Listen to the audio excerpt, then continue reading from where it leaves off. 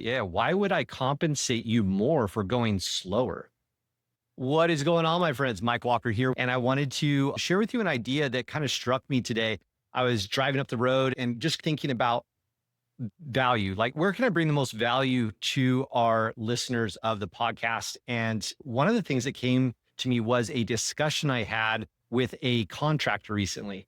So, one of my other businesses is a software company. We're very much in the early startup phases. We're officially rolling things out to the public just now. Clientbloom.ai. Go check it out when you get an opportunity. But it's fun. And now here's the cool part is developing other businesses and being involved in other ventures is ultimately one of the aces up my sleeve as a business development consultant. Why? Because it's not theory anymore, right? I've been there, I'm doing it. I'm actually out on the front lines, just like our clients are. And it's something I've been really passionate about for over 2 decades now is the fact that the experiences, the ups, the downs, the tribulations, the trial, the tears, all the things over those decades and years combined adds not just value to my own life, but I get to pull from that and help other clients turn my decades into days for you and the client, right? And so one of the elements of this, though, was a conversation I had around compensation. If you are a CEO, a founder, a manager, a leader of any type where you are in charge of or oversee the compensation of team members, then what I'm about to share with you today, I think will have some pretty profound impacts on how you view the value exchange that happens in their efforts, their time and energy, of course, being put into some particular objective for your business. And then in exchange, of course, they want to get paid, right? That's why they're doing it. And so what I want to share with you, though, is a very simple concept. And honestly, I'm going to be dead honest. It still blows my mind how few people think about it this way. And that is the idea of hourly based compensation.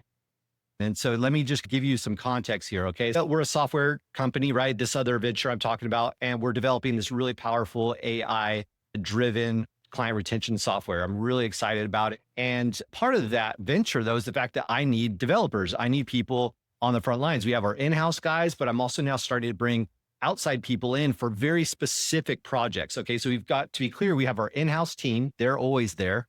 But then we also have some developers that we're bringing in for very specific niches or features of the software that we're developing just to speed things up and to make sure that we don't have concentration risk in our team. Whereas all development and our entire roadmap is essentially hinged on these couple people, in-house people's abilities and bandwidths, right? And so we kind of got to diversify. I'm a huge advocate, and I hope you do this for your own business. Always kind of have a bench being built up with other people in the background. You never want to have a situation where, God forbid, something were to happen to one of your A players, or there's just a life event or something pulls them away for whatever reason. And now you're stuck here holding the bag going, oh my God, we don't have any backups. You don't want that, right? So just like a pro ball team of any type has their frontline players, right? They always have someone in the back because if someone got hurt or whatever, you need to be able to backfill that person. It's the same with developers, especially when you're developing software in the AI category. Things happen really fast. Developments are happening literally by the hour every single day. And we need to always be on the front edge of that. And so part of doing that is, like I said, making sure that we have some people in the backfield that can help us with very specific projects. So all that to say, there's your context. I mapped out very clearly what this project was going to be. I had a very definitive start and end. It wasn't like an ongoing thing. There was a very clear start and stop to this particular feature that we were building out. And the developer, been around a long time, very skilled, vetted through a lot of people, weeded through a lot of people to find this individual. And I said, great, I'd love to get started. Looks like you're the type of person we're looking for. Here are the dynamics of the contract. Here's what we're looking to achieve. He said, great, here's my hourly rate. And then I just stopped. I said, okay, I never pay hourly. And the guy gave me a really odd look. He's, what? What do you mean you don't pay hourly? I said, yeah, why would I compensate you more for going slower? See, it's just not a very equitable way of value exchange. Because think about it. If I'm a contractor and I'm getting paid hourly, the faster I go to complete this project, the less money I'm going to make. It doesn't make sense. I said, look, buddy, I'll just be honest with you. Whether it takes you 6 minutes, 6 days, or 6 weeks, I care, but I don't care that much. And to be honest, I don't want to pay you 6 weeks for something that you could have gotten done in 6 days, but you want to stretch it out. Now, I'm not trying to suggest that this person would maliciously stretch out hours. But think about it. If you are the one being paid hourly and you literally could complete something in 6 minutes, but you have the opportunity to get paid over 6 days, see what I'm saying? It just doesn't make sense. And so we have to remember as business owners and founders, regardless of your how you are paying, okay, and who these people are, whether they're outside contractors or internally, we have to remember that compensation is not just about time exchange, it's about value exchange.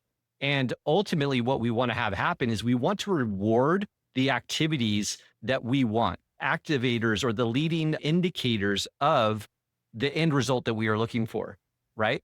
And so just more hours, quote unquote, is not what is a leading indicator of success. It's not more hours necessarily. It's more better hours, right? It's better time. It's better efficiency, right? It's better skill, better experience.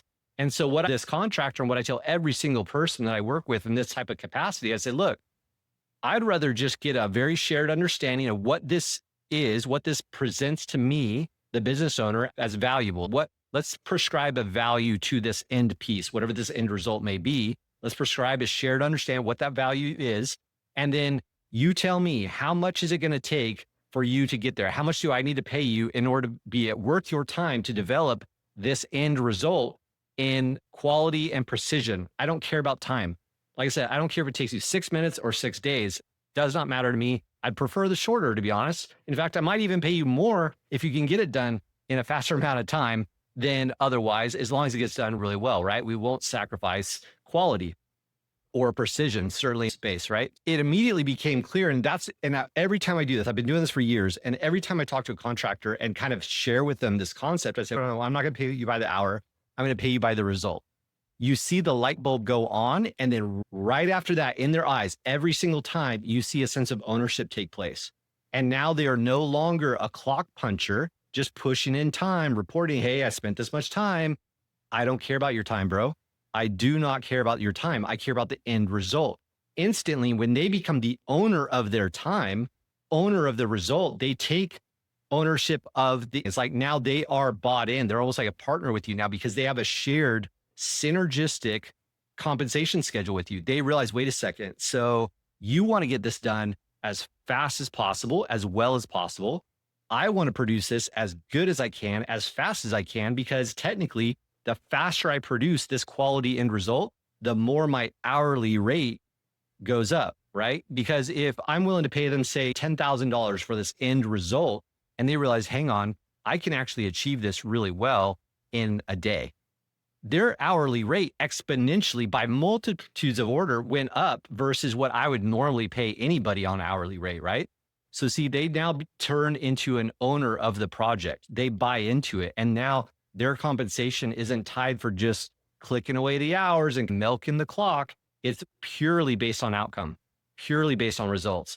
Now, I know this is not a rocket science idea, but like I said before, I am always surprised how many contractors, independent contractors in particular, that I communicate with that have never been compensated in this way. They're always like, oh, my hourly rate is $30 an hour. My hourly rate is $150 an hour, whatever it is.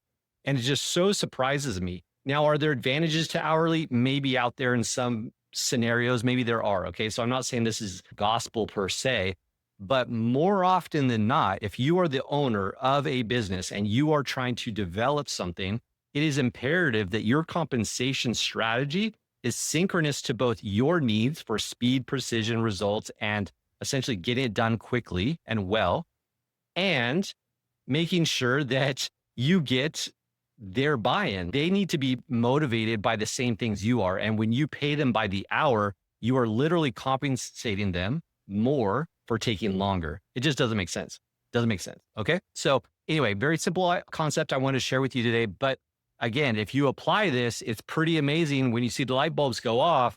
And now you've got people that are working for you that are very much more bought in to getting the results, not just the hours. Hopefully this helps, my friends. We'll see you on another episode. Share, subscribe, all the good things if you see fit. We appreciate your comments below. Let us know if this helped, what you'd like to hear from next. We're always watching. We're always listening. I love you guys. See you in the next episode. Take care. Bye-bye.